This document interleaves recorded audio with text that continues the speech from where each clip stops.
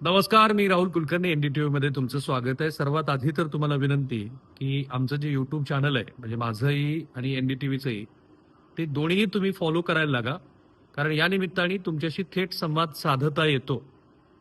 आता जे दोन मुद्दे मी टॅग केलेत, एक म्हणजे उठा उठा शरद पवार, वेळ आली अशा अर्थाने जे अमोल कोल्हे यांचं सलग वक्तव्य आहे ते, आणि श्री जयंत पाटील यांच्या संदर्भातली जी महत्वाची घडामोड आहे ती.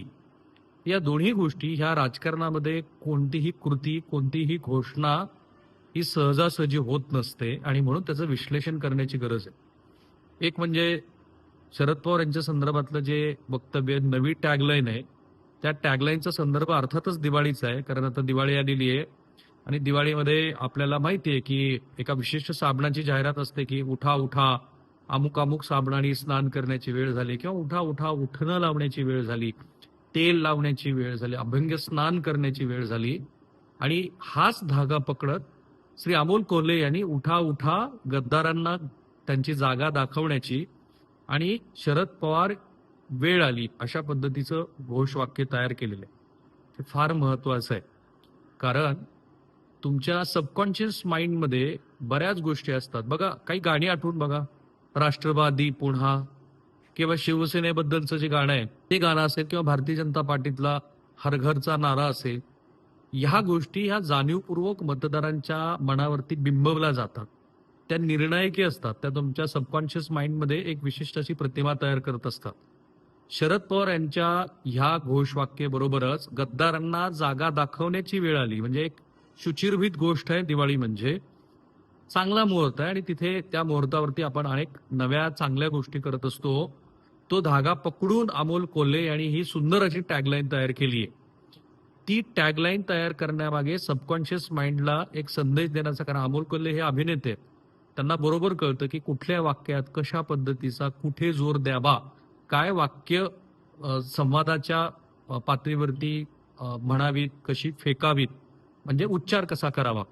तर श्री अमोल कोल्हे यांचं जे कौशल्य आहे ते त्यांनी इथे वापरलंय. आणि म्हणूनच सबकॉन्शियस माइंड बरोबरच श्री शरद पवार यांच्या संपूर्ण राजकीय कारकिर्दीमध्ये त्यांची जी राजकीय विश्वासार्हता आता जेवढ्या पातळीवरती आहे ती कधीच नव्हती. ती आता ज्या पातळीवरती आहे तिला अधिक उंचावण्याचा प्रयत्न केला जातोय. म्हणजे शरद पवार यांच्याबद्दल कथित, खरे, खोटे असे अनेक संभ्रम निर्माण केले गेले होते. काही खरे असू शकतात, काही खोटे असू शकतात, काही नेरेटिव्हचा भाग असू शकतो, काही खरा नेरेटिव्ह असू शकतो, काही फेक नेरेटिव्ह असू शकतो. आणि शरद पवारांनी मुख्यमंत्री पद मिळवण्यासाठी पाठीत खंजीर खुपसला अशा पद्धतीचा तर नेरेटिव्ह अनेक काळ महाराष्ट्रात चालला. अजित पवार यांनी सुद्धा पक्ष सोडला तेव्हा शरद पवार हे भाजपा बरोबर जाण्याच्या भूमिकेत किती वेळेला होते हे सातत्यानं सांगत राहिले. आजही सुनील तटकरे यांना तुम्ही विचारा, ते नवनवीन गोष्टी सांगत राहतात की 2017ला काय झालं, 2014ला काय झालं. म्हणजे ती जी राजकीय विश्वासार्हता शरद पवार यांच्याबद्दलची कायम वादात राहिली, त्या राजकीय विश्वासार्हतेला एक नवं परिमाण आत्ता भेटलं की जेव्हा शरद पवार यांनी भारतीय जनता पार्टी विरोधी टोकदार भूमिका घेतली. आणि त्या भूमिकेचंच यश होतं की ज्यांच्या पक्षाचा स्ट्राईक रेट लोकसभा निवडणुकीमध्ये सर्वोत्तम पैकी एक आला. म्हणजे 10 पैकी 8 जागा लोकसभेला निवडून आणणं ही शरद पवारांची कमाल आहे. म्हणजे त्यांचा पक्ष स्थापन झाल्यानंतर 1998च्या 99च्या निवडणुकीमध्ये त्यांचे 9 खासदार निवडून आले होते. तेच त्यांचं सर्वोच्च बळ होतं. आज त्या बळाच्या आसपास इतकी तोडफोड झाल्यानंतर शरद पवार यांचा पक्ष पोहोचला. म्हणजे शरद पवार यांच्याबद्दलचं एक ममत्व, एक भावना दिसते आहे. मी जेव्हा ग्राउंड रिपोर्ट्स करतो तेव्हा एक गोष्ट शरद पवारांच्या बद्दल कायम दिसते, ते म्हणजे ते जाणते नेते आहेत in the context of agriculture. कारण त्यांना शेतीचे प्रश्न कळतात. त्यांच्या काळामध्ये शेतकऱ्यांच्या प्रश्नाची चर्चा सकारात्मक पद्धतीनं होते. हे तुम्हाला नाशिक पासून ते मराठवाड्यापर्यंत अनेक भागामध्ये अशा पद्धतीचा सूर दिसतो. मी आणखी विदर्भात गेलो नाही, तिथे शरद पवारांबद्दलची काय भावना आहे, कारण महाराष्ट्राची भूराजकीय परिस्थिती प्रत्येक विभागामध्ये वेगवेगळी आहे. तर या मध्य महाराष्ट्र, पश्चिम महाराष्ट्राच्या या भागामध्ये शरद पवार यांच्याबद्दलचं जे ममत्व, ते शेतकरी प्रश्नाचे जाणते नेते आहेत असं जे आहे त्यालाच पुढे घेऊन जाण्याचा प्रयत्न. म्हणजे आता पुन्हा एकदा त्या जाणत्या नेत्याला निवडून देण्याची वेळ आली. कोणता जाणता नेता की जो वयाच्या अशा टप्प्यावरती आहे की ज्याला हे लोक सोडून गेलेत आणि जे गद्दार आहेत, अशा अर्थातीचा स्लोगन पकडून अमोल कोल्हे यांनी ही रचना केलेली आहे की उठा उठा दिवाळीत जसं तुम्ही सुंदर, चांगलं, शुचिर्भूत काम करत असता, तशा पद्धतीचं काम करा आणि शरद पवार यांना निवडून द्या. आणि म्हणून मी म्हटलं की ह्याही मुद्द्याचं नीट विश्लेषण व्हायला हवं की ते असं का म्हणताय. आणि याचा निश्चितपणे फायदा हा टॅगलाईन म्हणून, स्लोगन म्हणून त्यांच्या पक्षाला होईल आणि त्याचा ते अधिक प्रचाराच्या दरम्यान वापर करतील. दुसरा मुद्दा जो मी टॅग केला, जयंत पाटील यांच्या संदर्भामध्ये 3 मला महत्वाचे मुद्दे दिसतात. एकतर तो जो कार्यक्रम होता, तो कार्यक्रम वाळव्यात होता. ज्या मतदारसंघात तो कार्यक्रम असतो त्या मतदारसंघातल्या उमेदवाराची, तिथल्या आमदाराची भलामण करणं हे त्या नेत्याचं काम आहे.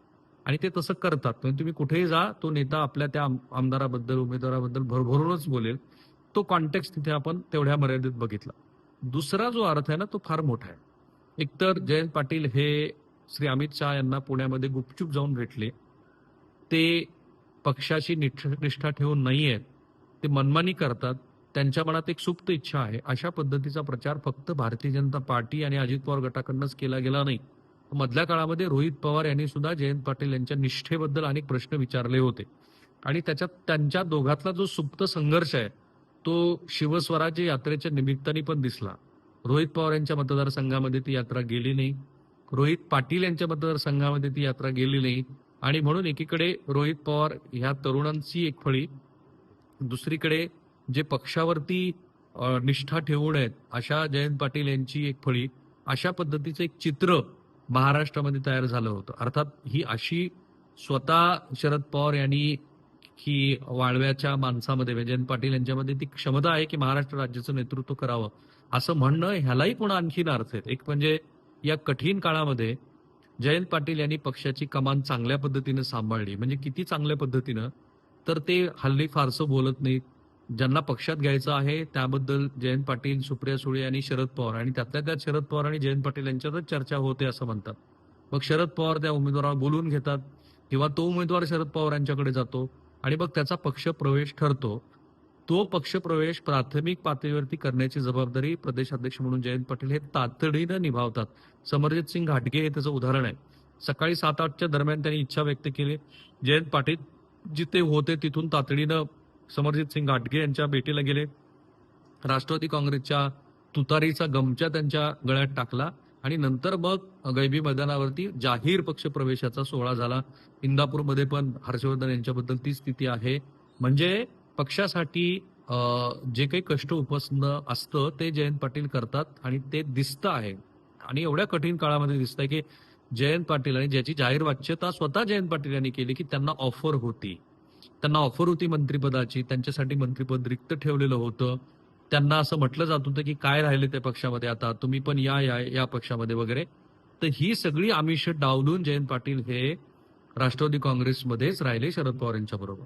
आणि तिथे पण खरी जी गोष्ट आहे ती हीच आहे की जयंत पाटील यांची मुख्यमंत्री होण्याची महत्वाकांक्षा काही लपून राहिलेली नाही. त्यांनी जरी बाहेर जाहीर वाच्यता केलेली नसली तरी जयंत पाटील की ज्यांनी ग्रामविकास, अर्थ खातं, ज्यांनी गृहमंत्रीपद, इतकी महत्वाची खाती सांभाळलेली आहेत आणि जे मितभाषी आहेत, योग्य पद्धतीनं बोलतात, एक पॉलिटिकल अक्युमेंट त्यांचा चांगला आहे, सगळ्याची चांगले संबंध ठेवून आहेत, ते कधीही बेताल वक्तव्य करताना तुम्हाला दिसले नाहीत की ज्यांच्या वक्तव्याच्या हेडलाईन्स होतील.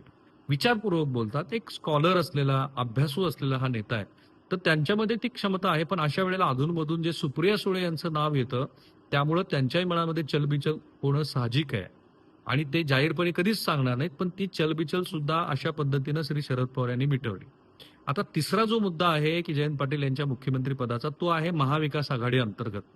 महाविकास आघाडीमध्ये काँग्रेस आणि राष्ट्रवादी काँग्रेसचं सूत्र ठरल्यासारखं होतं की ज्याचा आमदार संख्या जास्त त्याचा मुख्यमंत्री. खरं तर याबद्दल पृथ्वीराज चव्हाण यांचं असं म्हणणं आहे की जेव्हा काँग्रेस पक्षाचे अधिक आमदार निवडून आले असं म्हणतात, त्याच्यामध्ये प्रत्यक्षामध्ये काँग्रेस पक्षाचे आमदारांच्या संख्येचं बळ आणि तो जो फॉर्म्युला ठरला होता त्याच्या पण बऱ्याच गुपित गोष्टी त्यानंतर कधीतरी बोलू.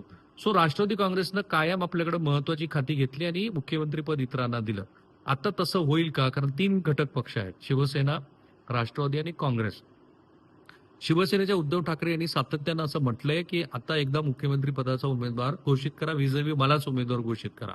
अशा वेळेला जयंत पाटील यांच्या नावाभोवती सातत्यानं संभावित मुख्यमंत्री म्हणून राष्ट्रवादी काँग्रेसच्या गटातनं चर्चा येणं याला मोठे अर्थ आहेत.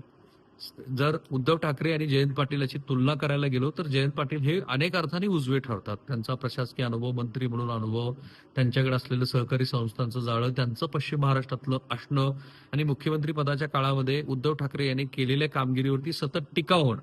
ह्या कॉन्टेक्स्टमध्ये जेव्हा की काँग्रेसला असं वाटतंय की आपण 115 ते 117 जागा जिंकू आणि ज्याचा संख्याबळाचा बळ जास्त असेल त्याचा मुख्यमंत्री होईल, त्याला सुद्धा एक प्रकारे जयंत पाटील यांच्या या नावाच्या सकारात्मक चर्चेमुळं अ, त्याला प्रतिबंध बसणार आहे, खीळ बसणार आहे. जयंत पाटील यांची राजकीय महत्वाकांक्षा जागृत राहील. राष्ट्रवादी काँग्रेसच्या शरद पवार गटातल्या कार्यकर्त्यांनाही हे वाटेल की आपल्या पक्षाचा मुख्यमंत्री होऊ शकतो. एक प्रकारे उद्धव ठाकरे यांच्यासाठी सुद्धा मेसेज आहे की तुम्ही म्हणत होतात मुख्यमंत्री पदाचा चेहरा घोषित करा, तर तो हा आहे. डिस्क्लेमर एवढंच आहे की शरद पवार जे बोलतात ते करतीलच याची काही खात्री नाहीये. तसा त्यांचा इतिहास पण आहे, राजकीय इतिहास. पण यावेळेला सगळेच संदर्भ बदललेले असल्यामुळं यावेळेला ते जे बोलतात तेच करतील असं आपण मानायला हरकत नाही. 2 मुद्द्यातनं आमचा हा प्रयत्न आहे की महाराष्ट्रातल्या विधानसभा निवडणुकीच्या पुढच्या 35 आणि पुढे सत्ता स्थापन होईपर्यंतच्या ज्या प्रत्येक छोट्या मोठ्या घडामोडी आहेत त्याचं सखोल विश्लेषण करावं. कारण ते तुमच्यासोबत समजून घेताना आपल्याला सुद्धा महाराष्ट्राचं राजकारण कुठल्या दिशेनं जात आहे त्याचे नव्याने संदर्भ मिळायला लागतात. पुन्हा एकदा विनंती, आमचं जे युट्यूब चॅनल आहे ते फॉलो करायला लागा, माझंही युट्यूब चॅनल फॉलो करायला लागा, कारण तुम्हाला हे अपडेट्स आणि इतकं सखोल विश्लेषण तिथंच बघायला मिळेल. थांबूया आपण. धन्यवाद.